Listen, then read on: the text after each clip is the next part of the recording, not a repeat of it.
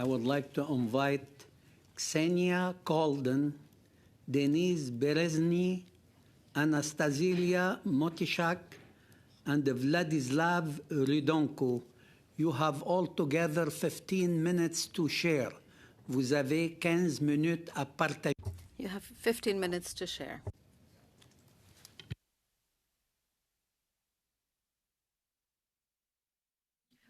Всех вітаємо. Greetings, I'm Kseniia. I'm 18 years old. I have a younger brother, Sergei. He is 12 years old. We are children without parents.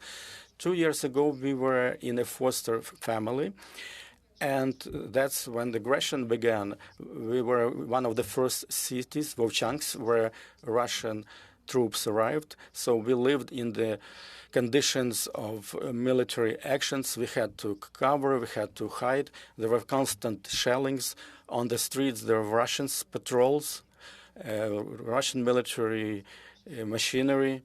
Our lives changed. In the summer of 2022, our teacher recommended persuasively and intensely that we have to go to study in Russia. Most parents agreed to those proposals, because they didn't want to have conflicts with the occupational authorities.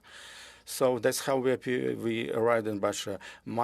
At the same time, my brother was taken to a camp in Krasnodar region with a pretext for a health camp, and it was to be for a brief period, but actually it was a very long period.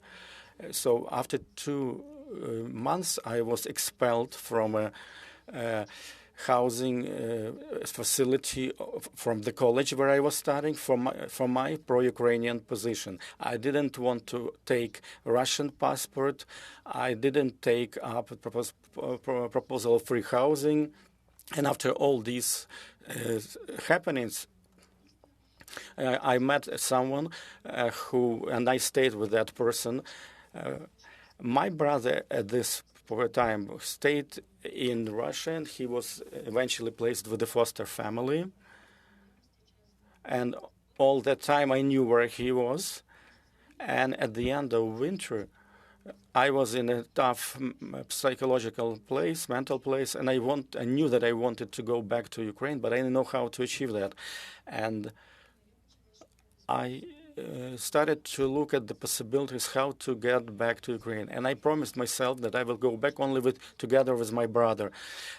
With the person who I knew from my hometown, I contacted social services of my city, and I found out about Save Ukraine organization, and they started to help me to plan the process of getting back to my homeland. I understood that they were the people who they will help me to come back.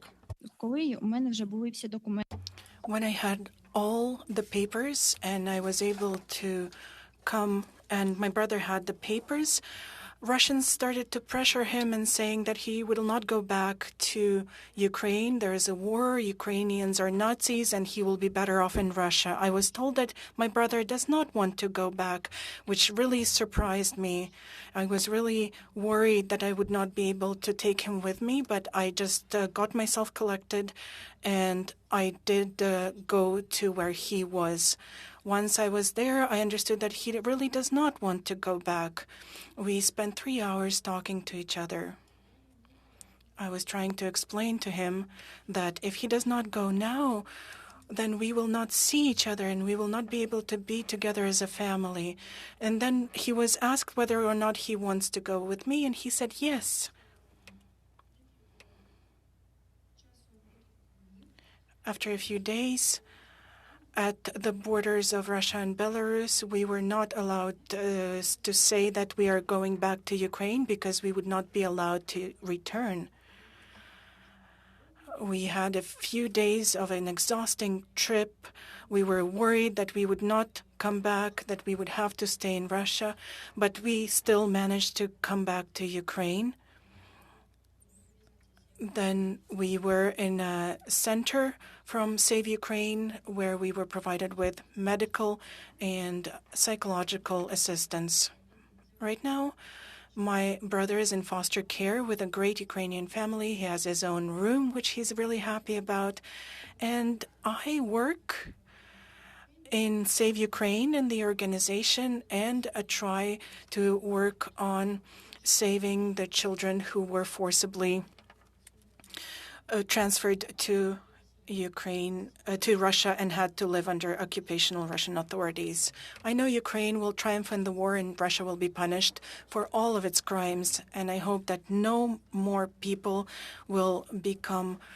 children will have to forcibly become Russian. Thank you.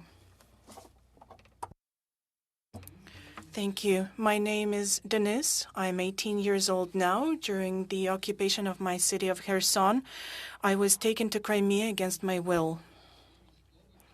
Military officers came to my apartment and they said, "We don't care whether you want to go or not, but you still will go." My parents were shocked. They could not argue with armed officers. Then on a school bus, we were taken to the Kherson River port. And they were saying we're going to a camp for 2 weeks and then that we'll come back. We were taken to Oleshki, where we were waiting for a bus for 3.5 hours. The camp leader was a former Ukrainian Special Forces Astafyev, who fled in 2014. He kept saying that Russia is better than Ukraine. He was saying that if here in the camp you say something bad, you will have to walk back to your home. I am a diabetic. I went to the infirmary and I said, I'm almost out of insulin. And I was told, come back when you are out completely of insulin. After a month, I was really feeling bad because I had no more insulin, and an ambulance took me to an ICU unit to Yevpatoria. It took several hours to transport me there.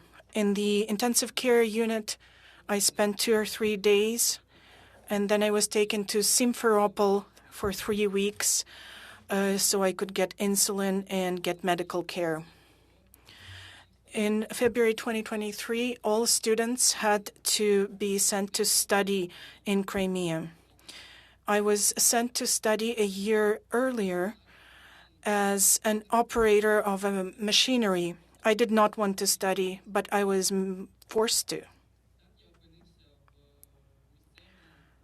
So I ended up in the Naval Technological College in Kerch, the city of Kerch. There I studied until the end of the school year. I was constantly told to get a Russian passport. I kept saying I don't want the Russian passport. I did not want to receive one. Then a friend of mine called me and he said there's an opportunity to go back home. There is an organization called Save Ukraine and it helps children go back home. So I called a hotline from a Russian number. I called Save Ukraine. And I provided them with all the information I had and to be able to go back home. I said that my parents cannot come and pick me up. And together with Save Ukraine, we started to pick up a power of attorney for the mother of a friend of mine. When I knew someone's coming to pick me up, I was so happy. I didn't even know what to do. At the border checkpoints, we were interrogated by the Russian security services. They were checking our phones. When I saw the letters Ukraine, I just picked up my heavy bag and I shouted, "Glory to Ukraine," because I understood I was finally home. Thank you. Hello, my name is Anastasiia. I am 16 years old, and I'm from the city of Kherson. I had to spend 4 months in the temporarily occupied Crimea without my family and without the opportunity to go home. And how did that happen? It happened because during the Russian occupation in Kherson, we were actively offered to go on the so-called holiday to the camps in Crimea. My mom did not want me to let me go, but a teacher in the college where I was studying insisted. She said, it's nice there, there's no war there. And of course, when you're under shelling every day, when you're worried, when you're afraid every minute of every day, and they're saying everything is quiet over there, my mom ended up agreeing. We were told that the conditions in the camp were nice, and that it was nice. When we came to the camp, there were cockroaches everywhere in our closets, in the canteen. We had to sleep on dirty, smelly sheets and pillows. And apart from that, it looked like a regular summer camp. But then it changed after a few weeks because we were forced to learn and sing the Russian national anthem each week at a certain time. And if we refused, we were admonished for it. And they were saying we are ungrateful. We were forbidden to speak Ukrainian and show our identity. If we showed that we were from Ukraine, they harassed us. At each event, children from the temporarily occupied Crimea had to shout glory to Russia, while Ukrainians were told that they had Nazis in their homeland, and it was the Ukrainian armed forces that were shelling peaceful cities.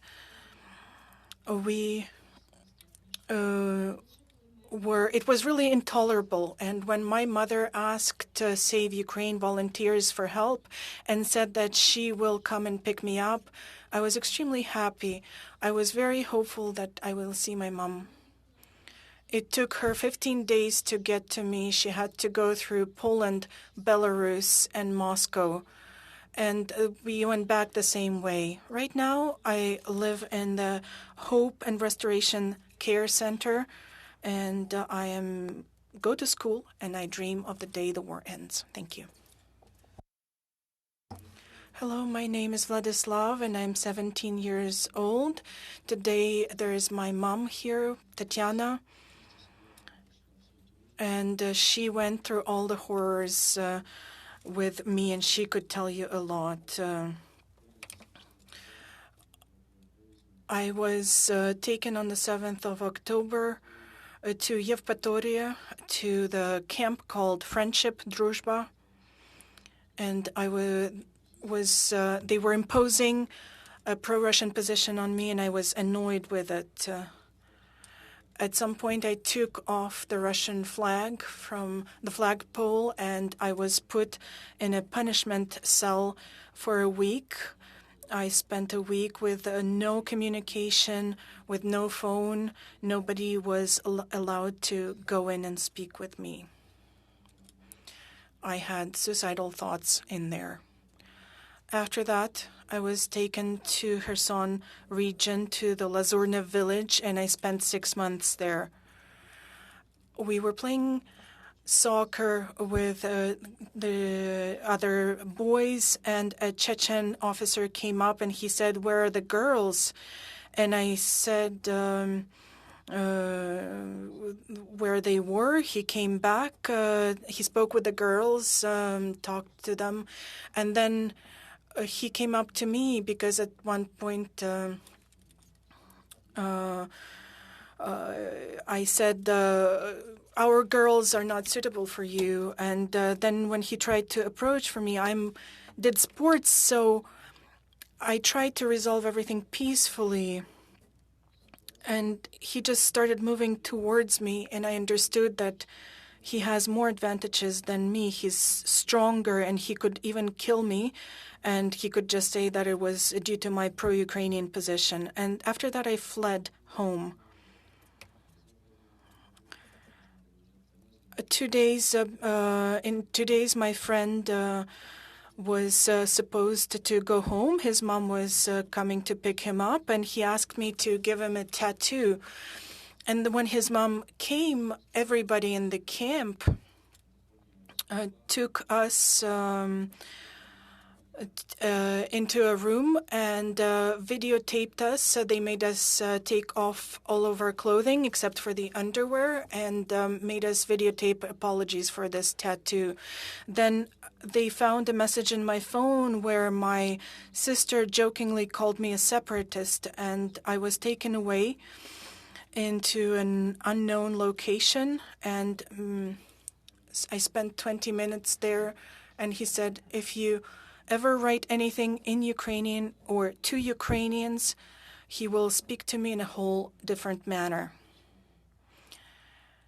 And I heard screams. After that, he showed a photo of my father. My father is a soldier in the armed forces of Ukraine. And he said, I cannot write to my father at all.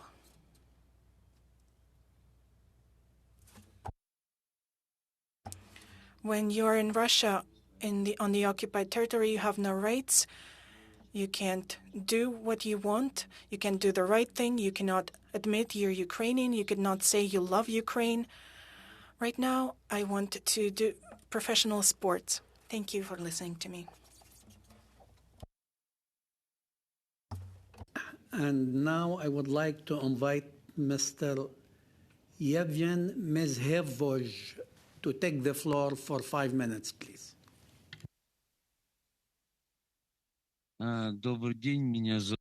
Hello, my name is Yevgen Mezhevoj. I was born in Ukraine and grew up in Ukraine in Mariupol. I'm 40 years old. At the beginning of 2016, I went to Chernivtsi because things were not very safe in my hometown, and I joined the armed forces of Ukraine, and until 2019, I was a serviceman in the armed forces of Ukraine. Then, after a while, my wife left me alone with 3 children. And after that, I stayed in Yavoriv. After my contract was done, I returned to Mariupol and continued to work at the metal plant. I also branched out into small business, and at the point of February 24th, I was still working at the plant. I ran to my children. I saw the situation at home. We packed up, and we went to take shelter. Until April 7th, we went from one bomb shelter to another. We had to drink water from radiators, from fire hydrants, from anything that we could use to get some water. I did have a small business that was linked to catering, and so I had some food left over. On April 7th, near the number 4 hospital in Mariupol, a Russian military came to our bomb shelter, said that we have to evacuate because Chechen units are coming to clear the area, and that this clearing process would be extremely rough. I decided that, yes, we have to evacuate. We did evacuate to the town Vinogradne. The children were fed there, and they said you have to keep moving further because this displaced persons camp is over capacity. And they told us to move further. Everybody was indignant because many people were wounded, some were elderly, some had heavy bags. And they took us to the checkpoint. Then they started to search our things, documents. Everything was checked. No place was left unturned. They saw my papers and understood that I was a former military. I was told to find someone who'll pick up my children, and they told me that I will be here. And I said, how long will I be here? And they said, you could be here for 2 hours, you could be here for 7 years. I found someone to watch for my children. They were placed on a bus, and they left to some place to which I didn't know. Then I was interrogated, and I was taken from various detention places, and I ended up in Olenivka. I was beaten in Olenivka very roughly. In a one-person cell, there were 20 people. The cells were overflowing. Then, at the end of May, I was called to the warden, and I was told that I will be freed. And on May 26th, I was freed at 6 p.m. There were no buses. And so I walked to Donetsk on foot, because Donetsk is where my documents were, my passports, and my children's passports. Once I was in Donetsk, the following morning, I walked through the night. I was told that my children, on the 26th of June, they went to Moscow to a special camp run by the Office of the President for rest and recreation. I was very nervous and anxious. I was stressed. I demanded that they give me a number to communicate with my children. I was able to speak with them. And on the 15th of June, my son called me and he said, "Dad, 2 women are here and they're saying the camp stay is almost over. We have to place you somewhere." And we were told 2 options, either foster family or we have to go to an orphanage, to a residential school. What do we do? I said, I have to talk to you before making a decision. I said that maybe it's better to go to a residential school. How many days before you are placed, I asked, and they said 5 days. I had no money. And then through friends, I saw a volunteers website, volunteers who helped to go back to Ukraine. I called the volunteers, I told about my situation, and they started to help me remotely, come to my children. They paid for all of my trips, and they helped me resolve the issues that arose. Once I was 3 or 4 hours from Moscow, we wrote an official letter to the Office of the President of Russia demanding that my children be returned to me. Yes, there were issues and we were solving them remotely with the team of volunteers. Extra, so please wrap it up. Go ahead. I'm just wondering if it's not possible for us to let И our с помощью этих волонтеров witnesses have. And then we were in Latvia, and now I'm with my children, and everything is okay. Thank you.